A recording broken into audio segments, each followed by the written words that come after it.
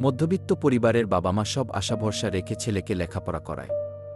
ভাবে ছেলেটা একদিন ভালো চাকরি করবে, সংসারের হাল ধরবে, তাদের কষ্টের শেষ হবে। কিন্তু লেখাপড়া শেষ করেও যখন চাকরি জোটে না, ছেলেটা বেকার হয়ে বাড়িতে বসে থাকে।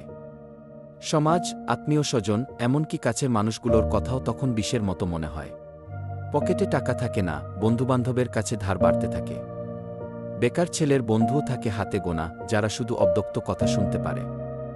বাবা বলেন, আর কতদিন বসে বসে খাবি? এত পড়ালেখা করেছিস, এখন নিজেই কিছু কর, চেষ্টা করবি। ছেলেটা মাথা নিচু করে থাকে, বলার ভাষা হারিয়ে ফেলে।